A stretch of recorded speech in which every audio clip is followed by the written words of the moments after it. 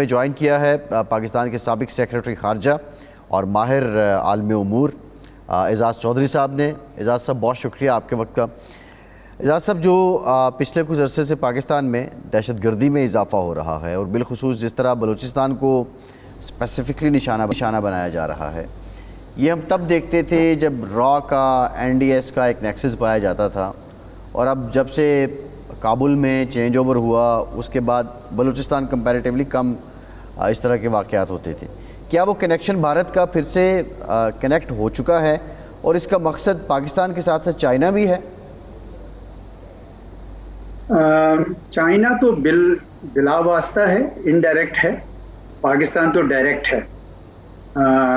مجھے یاد ہے کہ ان کے جو نیشنل سیکیورٹی ایڈوائزر تھے وہ انہوں نے ایک بار تقریر کر رہے تھے راشٹرا یونیورسٹی میں، تو انہوں نے کہا we'll give to Pakistan in Balochistan what it is doing to us in Kashmir۔ تو ارادہ تو بڑا پرانا تھا کہ ہم پاکستان کو بلوچستان میں مشکل ڈالیں گے، اور ایک پنت تو کاج کے حوالے سے جو سی پیک کے ساتھ جو پاکستان کی چائنا کے ساتھ جو قربت ہے وہ بھی ختم ہو جائے گی۔ تو وہ اس پہ پوری طرح عمل درآمد ہے، مجھے تو کوئی شک نہیں ہے۔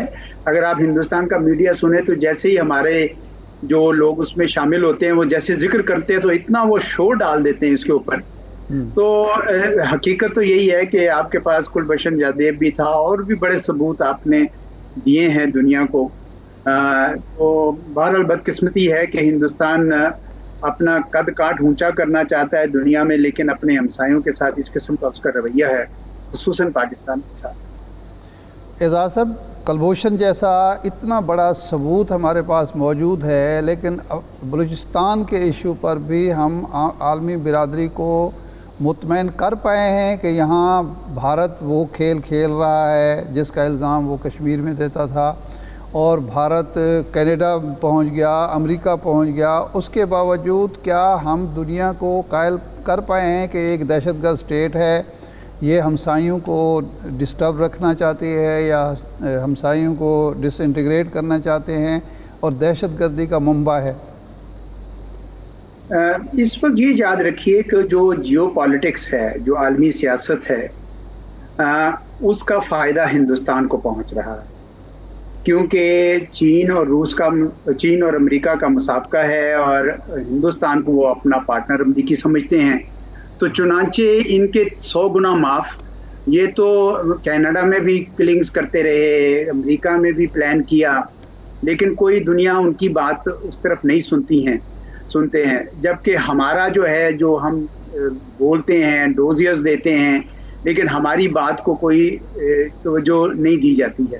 تو عالمی سیاست ایسا رخ اختیار کر گئی ہے۔ دوسری بات یہ ہے کہ میں اس تھیوری کا بھی قائل ہوں کہ جو فالٹ لائنز ہیں وہ ملک کے اندر ہوتی ہیں، ڈائنامکس بے شک باہر سے ہوں لیکن حل ملک کے اندر موجود ہوتے ہیں، اور جب آپ ان حل نہ کریں مسائل کو اور کہیں کو گیپ نظر آئے تو اس میں جو بیرونی قوتیں ہیں جو ہاسٹائل ہوتی ہیں وہ اس پہ عمل کرتی ہیں، تو کچھ وہ صورتحال بھی ہے۔ تو صرف آپ یہ نہیں کہہ سکتے کہ افغانستان میں جو حکومت ہے یا امریکہ یا ہندوستان میں جو حکومت ہے وہ اس کا فائدہ اٹھا رہی ہے۔ آپ کو یہ دیکھنا ہوگا کہ آپ ان کو فائدہ اٹھانے دے رہے ہیں۔ تو دنیا کو بھلے آپ بتا دیں، جتنا مرضی بتا دیں، اصل چیز یہ ہے کہ آپ کے گھر میں جو نہیں ہونی چاہیے کوئی کسی قسم کی کارروائی کرنے میں وہ کامیاب نہ ہوں۔ اعزاز صاحب، یہ جو افغانستان کو اب افغانستان کی سرزمین بھارت استعمال کر رہا ہے، جو عباس صاحب نے ابتدا میں سوال بھی کیا تھا، یہ ہم نے وہاں جو تبدیلی آئی، ہم نے میزبانی کی افغانوں کی، ہم پر الزام لگتا رہا دوغلی پالیسی کا، ان کے خاندانوں کو ہم نے یہاں تحفظ دیا۔ یہ اچانک کیا ہوا کہ بھارت پھر وہاں پہنچ گیا اور بھارت نے اڈا بنا لیا، اور ہم جو ہیں اب ایک طرح سے وہ سینڈوچ بنتے جا رہے ہیں، ایک طرف انڈیا ہے، دوسری طرف افغانستان، اور افغانستان کی سرزمین کو انڈیا آسانی سے استعمال کر رہا ہے۔ اس کی وجہ کیا ہوئی؟ کئی بار بات ہو چکی ہے شاہد صاحب اس کے اوپر کہ جو آپ کی افغانستان میں کیلکولیشن تھی وہ غلط ثابت ہوئی۔ ایک تو افغانستان کی اسٹیٹ کی نیچر سمجھنے میں غلطی ہوئی، دوسرا ہم نے سوچا کہ بھائی یہ ایک فرینڈلی اسٹیٹ ہو جائے گی اور طالبان جو ہے ہندوستان کو جگہ نہیں دیں گے، یہ دونوں باتیں غلط ثابت ہوئی۔ اور طالبان نے ایگزیکٹلی وہی کیا جو کوئی بھی پہلے سے افغانستان گورنمنٹ کرتی رہی ہے، یعنی پاکستان پہ دباؤ رکھو، پاکستان کے ساتھ بارڈر کو نہ مانو اور اس کو لیوریج کرو اور پاکستان کے دشمن کو اپنا دوست بناؤ. تو یہ چیزیں وہی ہماری مس کیلکولیشن تھی سمجھ لیں یا غلطی سمجھیں، ہماری اسیسمنٹ غلط تھی اور اس کا ازالہ بہرحال اب ہمیں کرنا ہے. میں اس لیے میں بھی اور کئی اور بہت سارے لوگ یہ کہہ رہے ہیں کہ اب افغانستان کو آپ بالکل ایک آزاد انڈیپینڈنٹ ملک کے طور پر ٹریٹ کریں اور جیسے کسی بھی ملک کو ٹریٹ کرتے ہیں اس طریقے سے کریں، کیونکہ ان سے کوئی اب دوستانہ رویے کی اب آپ امید نہیں رکھ سکتے ہیں. اور میرے خیال میں حکومت کی پالیسی اب اسی لائنز پہ چل پڑی ہے اور اب اس کو انہی کے یعنی طور طریقے میں ڈیل کر رہے ہیں. اب یہ جو اس وقت حالات ہیں آپ نے بھی ذکر کیا ہے چوئی صاحب، اس کا اب ان مسائل کو آپ نے کہا کہ اپنی فالٹ لائنز کو کور کرنا پڑے گا. ایک تو ہم دیکھ رہے ہیں کہ کل قومی سلامتی کمیٹی میٹنگ بھی ہو رہی ہے، کیا اس کے بعد کوئی APC بلانے کی ضرورت ہے؟ اس کو پولیٹیکلی مینیج کرنا پڑے گا یا یہ فالٹ لائنز آپ سمجھتے ہیں کہ کسی کائنیٹک وے میں کسی آپریشن کے نتیجے میں آگے بڑھیں گی؟ کیا حل ہونا چاہیے؟ آپ تو کہہ رہے ہیں کہ ایک انڈیپینڈنٹ اسٹیٹ کے طور پہ پاکستان افغانستان کو ٹریٹ کرے. ایک صوبے کے CM جو ہیں گنڈا پور صاحب وہ کہتے ہیں کہ جو شہریت چاہ رہے ہیں افغانستان پناہ گزین یہاں پہ پاکستان ان کو شہریت دے دے.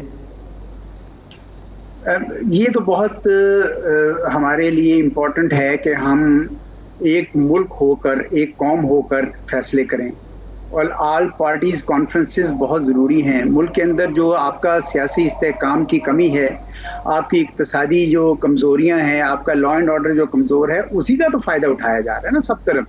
یعنی بنیادی بات تو پھر میں وہ کہتا ہوں کہ اگر ہم ہندوستان کو کچھ کہہ بھی دیں، افغانستان کو بھی کہہ دیں، امریکہ کو بھی کہہ دیں، وہ تو باز نہیں آئیں گے. اور یہ ان کا نقطہ نظر ہے چیف منسٹر صاحب کا اگر ہے تو یہ بھی دیکھ لیں ان کو، لیکن سینٹر کے ساتھ مل کر کرنا چاہیے.